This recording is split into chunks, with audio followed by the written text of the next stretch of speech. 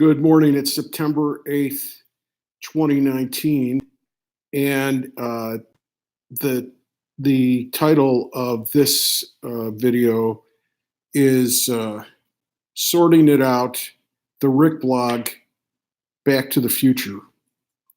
So one thing I've been doing recently is organizing the material in the blog, just understanding what it's all about. The blog has never been a blog in the sense of a place where a person puts their opinions, uh, just puts their opinions out there, writes brief pieces or whatever.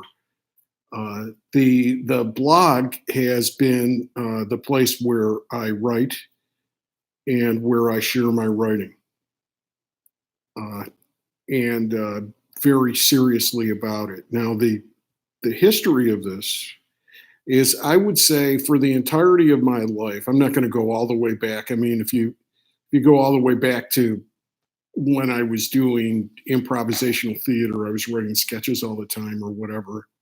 And periodically I had aborted attempts at writing. But in a sense, the entirety of my life I've been a writer. And I consider all the years that I was thinking or scribbling notes that eventually got thrown out or whatever to have been productive years of writing, because now they're coming out in a more finished form. So the question that has just sort of emerged, it's not like I sat down and tried to reason my way to it, is that what am I doing with this thing? I mean, what is the focus of the Rick blog? Well, it has foci, and I'll tell you, recently I published a couple of blog posts. One is a spoken word anthology, and it's a collection of spoken word pieces. I mean, they're videos, but it's writing that I've done in 2019. And that is, we'll just call that writing. Okay, so that's, you could call it creative writing or whatever, but it's not a good way to describe, well, it is creative writing, but I don't like really calling it creative writing. But that's distinct from something else, because something else that I've done is I posted a blog post that compiled pieces from the Ethical Presence manuscript that I put together in 2016 and included writing from 2015 and 2016. And I was cruising along till about 30 pages into that manuscript. And then I found that it wasn't that the writing that followed was bad, but it wasn't what I wanted to include at that point, or in this particular type of video, because it was more, I would call it even technical writing. It was professional writing. After those first 30 pages, which kind of makes sense because they were introductory in nature, then it became technical writing, and the writing there is stuff that I think would be useful to me in academic environments, because but I don't think it's not. It is not. It's my voice as a teacher. It's not my voice as a writer, if that makes any sense. So I'm seeing that there's that distinction in the blog. Then there's a third part of it, which is, frankly, there's stuff there. I'm not going to say the stuff isn't any good, but there's stuff there that are just like notes and journal writing. So, as a matter of fact, in the Ethical Presence compilation, I went through a couple of pieces like that, and I turned them into writing on the vlog. Okay, so there's that. Then there's just figuring stuff out. There's some stuff which is just like, detritus, the flotsam and jetsam. There's some stuff that's there that was just put up for marketing purposes or whatever. I mean, that's negligible and that could be disregarded. But basically, if you're looking at that timeline, decades of being a writer without really realizing it. And then 2011 starting to write, and the stuff that I wrote in those years was primarily teaching writing, because I think I was still working my way towards it's a radical act to be a writer, because you're saying you're going to be independent of everything, and you're not, your role is not to fit into society and service society's goals. That's what a teacher does. Okay, that's why that's why you teach to make a living. That's why teaching's a job, and that's why writing is a work, an art. And a lot of it is just working towards the perspective. The individual point of view is always there, but it has to emerge. So there was this process. I'm going to say something else about teaching too. Although, at the moment I'm pursuing teaching jobs, I consider myself a teacher. I ultimately, I've said this in other places in different ways, I think ultimately teaching is worthless. But when I started, during the process of this blog, I went to the Iowa Writers Summer Workshop. I took a course in personal essay and poetry. I took some other course that I don't remember, and that didn't teach me anything. I took legal writing courses and was instructed by supervising attorneys on how to write a complaint or whatever. They really didn't teach me anything. If you go much further back, I worked at Second City, and there were all these workshops about this is how you construct a scene, and didn't really teach me anything. I went to Notre Dame, and I was in American Studies and Communications Arts, and that was basically a writing program. I didn't realize it at the time, but that's basically what we were doing. We were writing essays and term papers all over the place. That's what I did in college. That really didn't teach me anything either. What's taught me the most is doing this blog. Now I will say this. I mean, the things that I learned in the early, like if you go back to I'll go back to one teaching that really taught me something. It was like the high school that I went to, Jesuit High School in Rochester, New York, McQuaid. At the time, probably still now, who knows? I don't know. They had an excellent English department, and they taught me a lot, because they taught me foundationally what writing was. And they also introduced me to the fact that I like pushing words around, moving them around, and trying to create effects with them. And they gave me some sort of reverence for language. Like I think that language is really doing something. A lot of times, I think talking and writing does a lot more than action. In many cases, especially if it's good talking and writing, because then if it sets the head, the heart, and the soul straight, then all the actions are easy that come out of it. But if it's just what I think, the world is a mess because people are engaged in all sorts of actions. They don't understand the world. They don't understand themselves. They think they do. So some of them are proud because they have a degree from here or there, or they're proud because they have money and they're in charge of this or that. And I really don't think I don't think that anybody teaches anybody anything, and I also don't think anybody knows anything. Quite honestly, I don't know anything. It's like if they say, write what you know. That's the first thing that was bullshit that I heard about writing. Write what you know. No, you write what you don't know.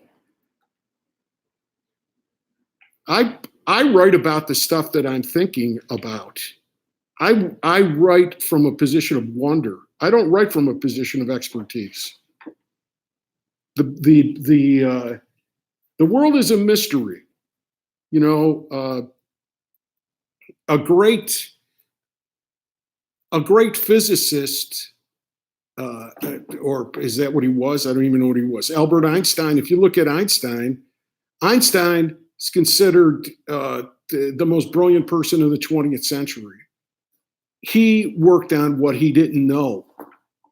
That's what made him brilliant. That's why he was a genius. You know, I'm sure that the IT guy in your office, if you're in one, probably knows most of the science that Einstein knew in 1926 or more. But that's not the point. So anyway, I went back. I'm going back to the beginning of the blog, and I was trying to look for things that I thought might still be of current value, and I found a little that was of current value, and some of it's that's instructive. So now I want to go back to the first blog post that I made on the Rick blog, which was on February 3rd, 2015. Okay, 4.5 years ago.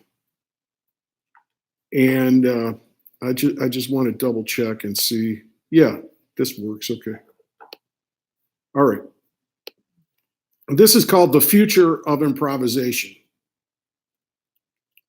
So that's in that title. I would say, okay, there's one change, because they had a big. I have had until quite recently, you know, a preoccupation with improvisation. And of course, I'll still write about it or whatever. It's something that I see. It's like it's part of my world. But really, I prefer to call what I'm doing writing. Okay. Especially for a couple of reasons. First, improvisation, the way people generally think, what most people think of, the generally accepted meaning of improvisation is not what I mean by improvisation. They mean being spontaneous, making stuff up on the spot, adapting quickly, and those are all aspects of improvisation. But improvisation as an art form is a lot more demanding than that. It has a lot of discipline and preparation involved with it, and I'm not going to go into that now. But anyway, the future of improvisation. The other thing is that as a writer, it's me. As a writer, all these things that I mentioned, Second City or the Iowa Writers Workshop or the American Studies Department in Notre Dame or the legal writing classes and training and all that, those are all just experiences.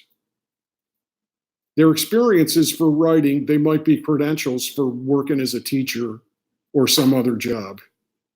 Okay, that's the distinction. But in terms of writing, they're just experiences. If you say being a writer, the thing is that, you know, an author, what is an author? An author is authority. What's the authority over? The authority is over your own life. And it's the authority that you are going to process reality and give it meaning. No one else can tell you that. That's a big part of what writing is. Another part of what writing is that if you go through that process, it's hard.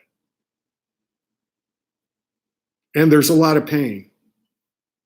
And the pain is basically because you make connections. You think that you're in a secure spot, that you understand everything that's going on in terms of your thinking. You think you understand what's going on.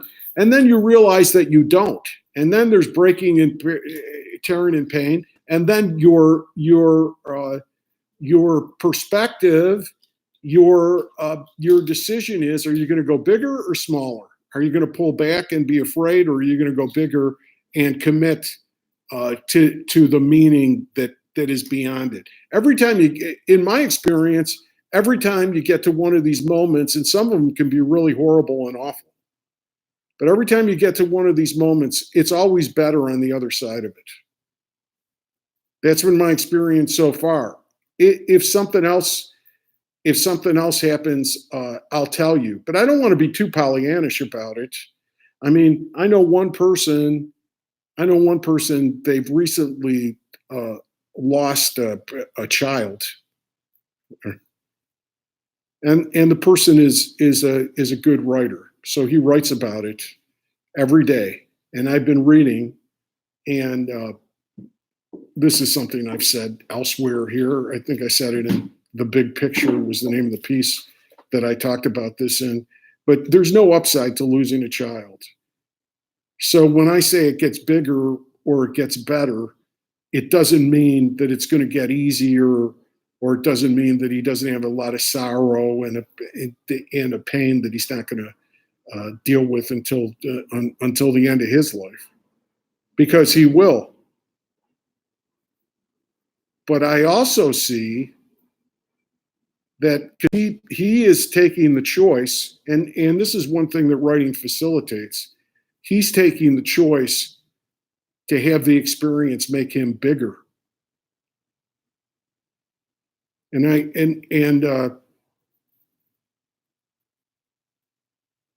I was going to say that's what writing's about, but it's not always what it's about. But I'll just leave that at that. So, okay.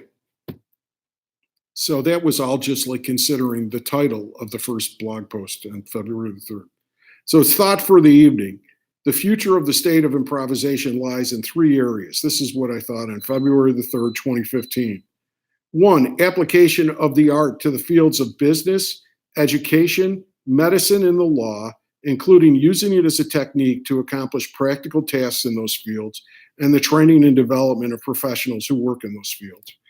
Well, that's interesting because that's what I laid out in early 2015.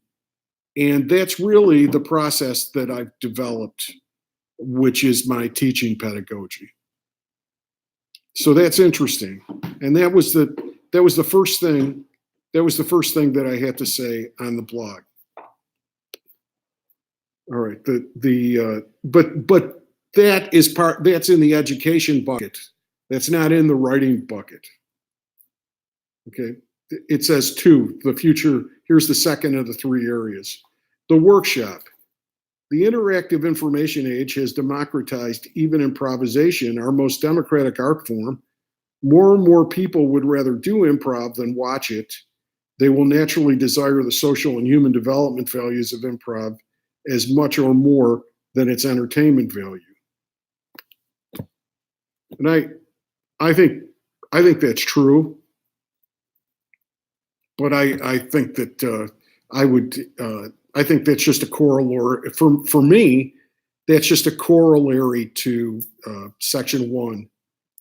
That just has something to do with teaching, and that's the whole idea of my teaching. I actually didn't by choice go in the direction of teaching, quote, ordinary people, non-actors, but now I prefer it because I find them more interesting, and what they bring to it is ordinary lives. So I like that. I actually find it grounding for me to engage with them. All right, now this point 3 has a lot to do with me personally. Improvisational performance with an artistic rather than a commercial intent. There is an increasingly educated, well, I don't know about this part. There's an increasingly educated and sophisticated audience that desires this type of material. First of all, strike improvisational performance and call it writing. Writing with an artistic rather than a commercial intent. Okay, so I've even gone through that, like I've gone through it fairly recently, but you have to have these experiences to sort it out. At one point, there was a company that was doing videos for an insurance company. They were a contractor, and they had me write some sketches or whatever for their whatever it was, their sexual harassment policy video. I forget what it was. Okay, and I find myself incapable of doing that kind of writing. I'm not even good at it, really, because to write with a message, what you're doing in commercial writing is you're generating fear or desire. That's the point of all commercial writing. That's what advertising does. I want to sell you a sports car, so I drape a half-naked model over the hood. I want to sell you a political belief, so I give you a white nationalist screed to make you fearful that dark people are coming for you. That's commercial writing. That's what it is. The real writing is about a pursuit of truth. There is an absolute truth. It's not accessible to anybody. So, and no one has it. No one is they can ape it, an omniscient narration, but no one's an omniscient narrator. We all have a limited perspective. And we all have universal experience, but no two of us can be in the same place at the same time. We can't speak from the same point. So that's what writing is. It's the pursuit, the impossible pursuit of the absolute truth from the limited perspective that a person has. We only can occupy one point on the grid of the universe. So we look at it from that point. And that's what it is. So that has nothing to do with commercial writing. Okay, it just doesn't. So yes, writing. I use the word art a lot. I define it a lot, and that is a word that gets misunderstood as much as improvisation does. But really, let's leave it at that. Writing with an artistic rather than a commercial intent. Then this next clause: there is an increasingly educated and sophisticated audience that desires this type of material. I'm not so sure of that. I don't know. I think there is an educated and sophisticated audience. I even don't even like the construct of talking about education and sophistication. There is an audience that my words resonate with. I mean, I know that already, just from the very small, the relatively small group of people that read and listen to my blog, right? So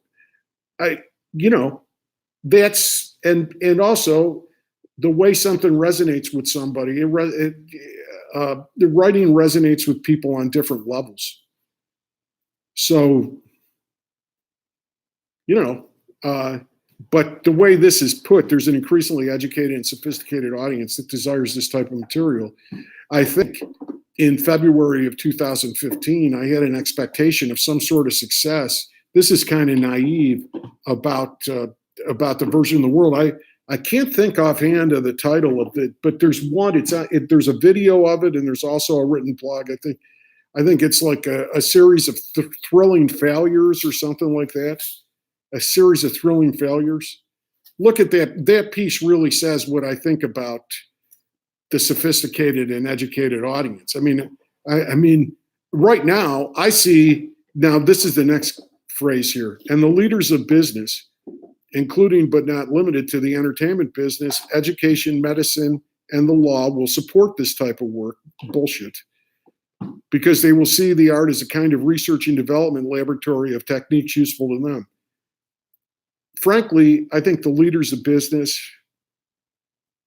and the sophisticated and educated, the lawyers and the PhDs and the masters of the universe, I think right now they're leading us on a path to Armageddon.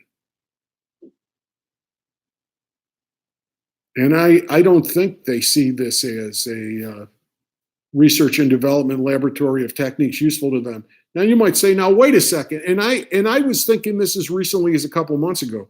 Said they're not all like this, but there's some forward thinking. There's some people that I can't be alone with this. There's some people that have this idea or whatever. I don't know. There's not many of them. Okay, I think a lot of them like to sound like they want to get at the truth. They have phrases like corporate social responsibility. They talk about mindfulness. You know, they talk about the need of creativity and innovation. But then, and I'll tell you what the proof is in the pudding, is because when I was peddling, and I say that as a pejorative description of myself, when I was peddling my business idea, the Richard Thomas JD Ethical Presence, which I recently stopped doing because people would talk to me, they'd be very interested, I'd have hour-long conversations with them on the phone, I'd go and meet for coffee. Universally, they didn't follow up. They never followed up. And then in a few cases where I persisted to get an answer, it was always the same thing. They didn't want to invest the effort, the time. You know, it's like, for example, one guy said, well, I don't know, you're talking about doing something for hours. You know, maybe some of them will give you, they were lawyers in this case, some of them will give you an hour. I'm like, come on. An hour, because they're too busy making money.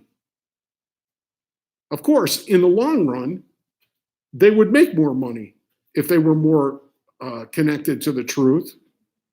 But I remember once I was working. This is a long time ago. I was in college, and I was a bill collector. I was working in the installment loan department of a bank, and I was collecting on these loans. And the manager and the management of this bank, they never looked beyond the end of the month. They never did anything to get them. They just were pushing for getting the highest number of the highest amount of debt collected by the end of the month. And it was their only focus. They never had a more global view of anything. They never wanted to take the time. So, you know, a law firm says, oh, we're losing all this productivity because our lawyers are unhappy, and you know, we've had ethics problems in the firm, and we have lawyers that are really introverted, and they don't know how to relate in court or with clients. On the other hand, though, we can't give more than an hour a week to work on these issues. You know, like, one's humanity. It's easy. Oh, it's easy being a human being. It's easy. You want to reach your highest potential as a person. You want to reach the highest level of your character and creativity. Yeah, you know, well, that comes in after like 900 other things that you have to do. You know,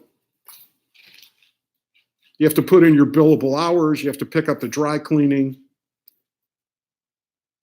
You know, you have to go to the bullshit. You have to go to the bullshit meaningless meeting.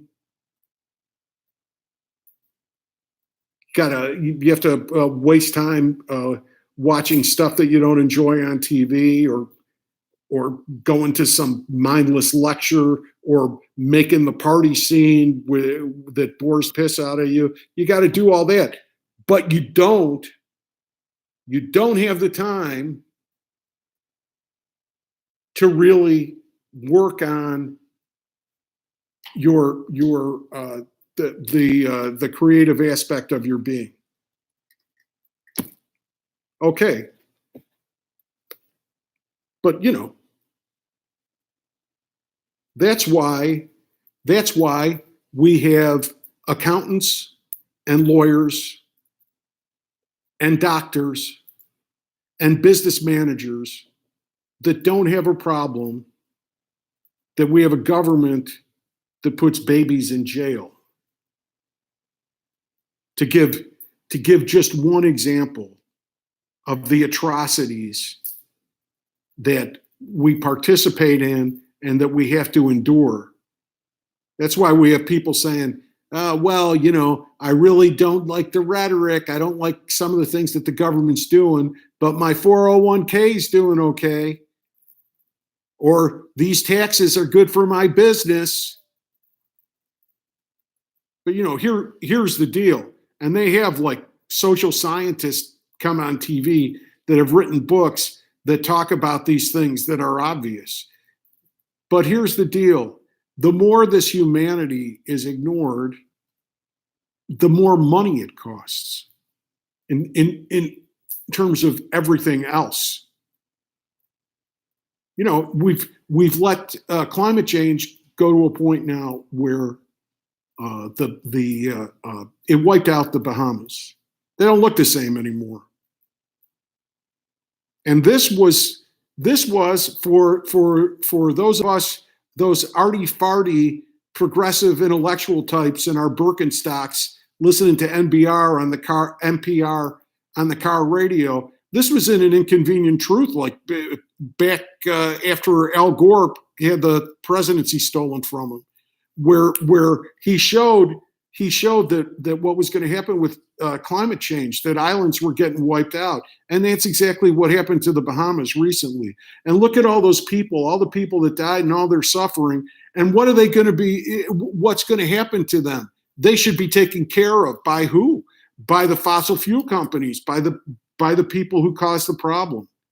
But they're not. And it never should have happened in the first place. And I think actually, I'm talking sort of in a of the moment type piece, but here's the problem about this thing about when I say that business is immoral. Okay, it's immoral.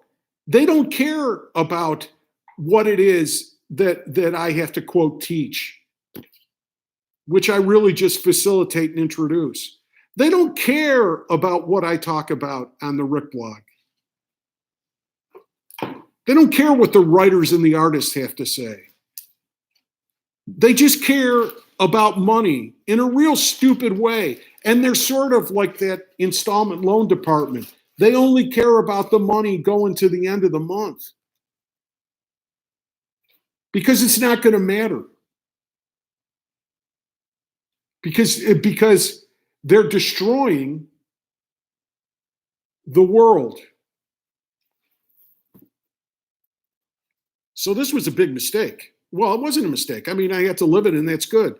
That's another part of it too. It's not really, I don't feel bad about saying I wasn't stupid to think that this was a possibility. It's a good thing that I explored it, because I'll tell you, by exploring it and engaging with it and then thinking about it and then writing about it, it's a fuck of a lot better than if I went and listened to a lecture somewhere where somebody tried to explain it to me.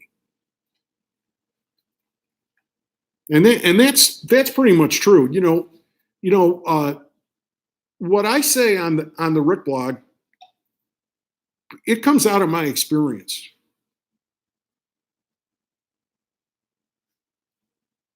And business right now, forever, it's evil.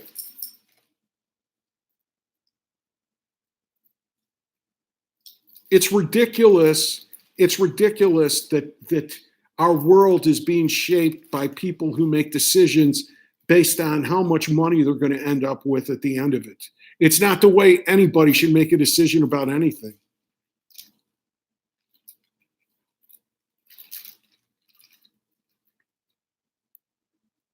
Okay, what else did I have to say in this first blog post? I'm very happy that my life's work has been on this cutting edge. Yeah, I am happy about that. I wouldn't change anything. I wouldn't change a day of my life or my work in life. I wouldn't change a day of it. I have zero regrets. And then I say I am really looking forward to the needs of high productivity. So let's see, this was 2015. So in 2015, I was 60. So I'm looking forward to high productivity until I'm 90. And yeah, I'll sign on to that. Yeah.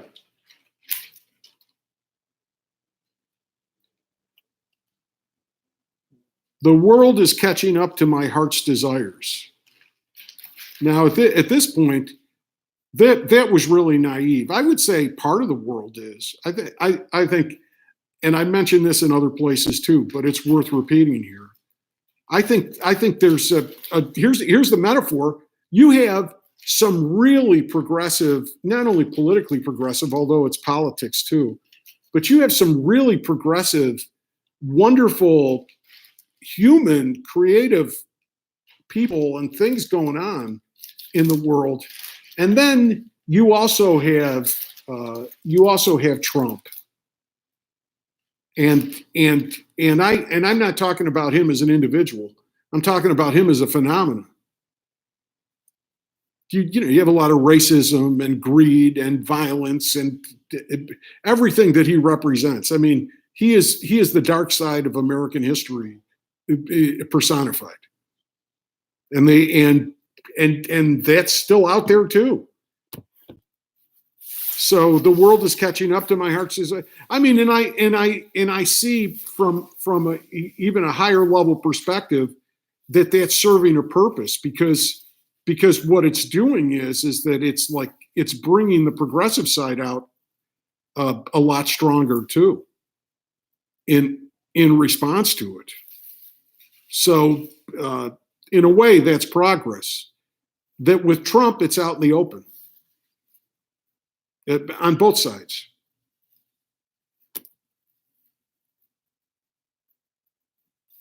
It's this next line.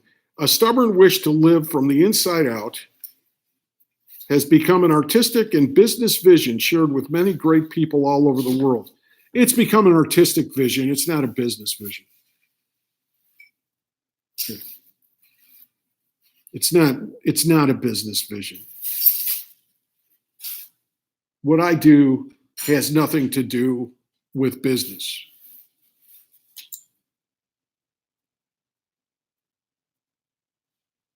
That, which by the way, it doesn't mean that I wouldn't teach in a business school, but I would teach skills that have nothing directly to do with business. And if I'm teaching writing and improvising and public speaking or whatever, I'm going to teach it the right way. And then understand the limit of what I'm doing. But I'll tell you something, the impact of my teaching is nothing compared to the impact of my writing. Writing is a much higher form than teaching. Teaching is a job it's And if I think of something better, I'll tell you. But in order to deal with material reality, it, it's what has to be done. I mean, but teaching is not as effective as writing, because here you're sitting here and you're listening to me. I'm not hammering you. You don't have a grade. You're not going to get a grade. I'm not credentialed in some way. If I walk into a classroom, I walk into a classroom, I'm Professor Thomas. So I'm credentialed, I'm in a position of authority. Society has said that I know something. That's not, if this resonates with you, it's going to resonate with you because you think it's true, not because you have to listen to it or because somebody else told you it was of value. And that's really the only way that anybody learns anything. It's all about personal experience. That's the only education that there is. Okay, so that was the first part. Now, darn. Okay, there's another piece. Yeah, good. All right. So there's another piece now that and then this is how I'm going to close this, because this was a piece that I did fairly early on, and I never really think about it that much. But I think it was really a good piece of writing that sort of peeked its way out early in the process. I don't think it's the best piece of writing that I ever did, not by a long shot, but I think it was on its way to what the blog is up to now. If I can find it here. It's, let's see.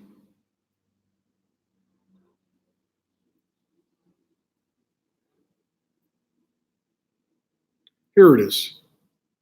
All right. This is from May 4th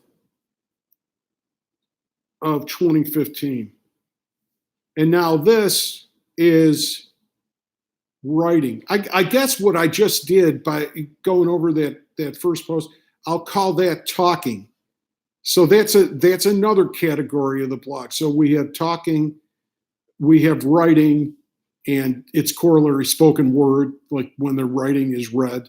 This is going to be spoken word here because I'm just going to read this. But the talking is what I just did with that first piece. Okay.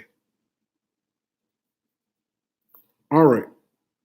This is The Clouds of Sils Maria. This is what I wrote after seeing an art film in May of 2015. And it was directed by somebody called Oliver Assayas. I'm sure I mispronounced that. I don't know if any of you remember this. It's not like it was it made a huge impact, I don't think, but it had Juliette Binoche, Kristen Stewart, and Chloe Grace Moretz. All right, and this is a piece. This is a piece that I wrote then, and this was when I was starting to write. Clouds of Sils Maria is a new art film. The clouds of the title refers to a natural phenomena in a part of the Swiss Alps. When conditions are favorable, a river of dense mist snakes its way down a significant stretch of mountain valley. The clouds are symbolic in the movie of the reality of aging and the nearly intangible river of life. The picture has all the depth of The Lion King. Paul and I saw this pretentious piece of garbage about bored and boring rich and famous people who create problems for themselves because they can't think of anything else to do at the Renaissance Place Cinema in Highland Park. The filmmakers hoped we'd be fascinated by this tale of witless narcissism supported by seemingly endless means. The owners of the movie theater catered to our comfort. We sat in very wide, thickly cushioned, leatherish recliners. I've been doing this binge purge diet to maintain my weight, and yesterday was an eating day. Armed with a bag so large it was previously used at feeding time at the Kentucky Derby of popcorn, and an industrial-sized drum full of Coke Zero, I quickly learned the controls of my chair and reclined to a horizontal position as if I were in a hospital bed. To make another Disney cartoon illusion, I was very comfortable in an unhealthy way, like the fat, inert space refugees in WALL-E. Remember that boring, politically correct 90-minute public service announcement about eco-responsibility, healthy eating, exercise, and the humanizing potential of technology? And now, back to today's mind number.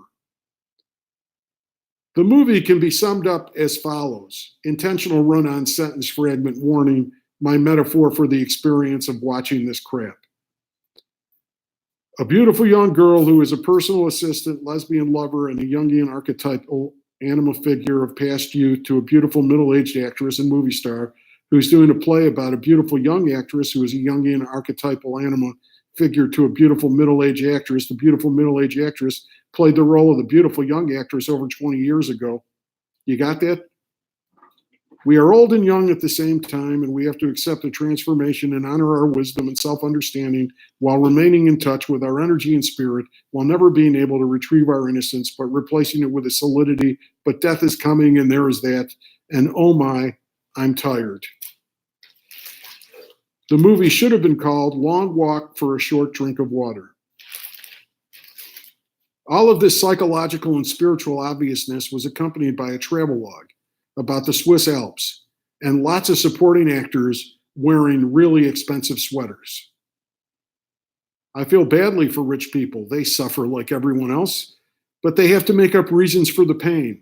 And it's really hard for them because it's hard to be rich and not to be a little stupid. Michelle Obama said in 2008 that she wanted to make a big difference early in the Obama presidency when she and her husband were just a few years away from struggling with a family budget and student loans. And she predicted that as the fame, money, and power grew, she would become isolated from empathy and compassion. She has worked to stay grounded. FDR was a rich man who had heavy braces on his legs that kept him tethered to real problems on the earth. The clouds of Sils Maria are supposed to be metaphors for aging and the passing of time. They are actually metaphors for the tragedy of wealth. The filmmakers float like water vapor through the highest elevations, fantasizing meaningless pain while oblivious to the real agony below. I imagine Studs Terkel interviewing a busboy about his life in one of the 300 scenes in the movie set in incredibly expensive restaurants. That made me feel better, along with my feed bag of popcorn, my adjustable bed, and my gallon of Diet Coke. Copyright 2015, Richard Thomas. I'll tell you something, I think that's pretty good.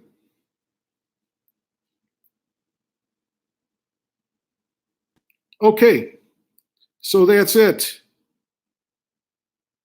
And all of this, of course, is copyright 2019, Richard Thomas, and I will see you next time.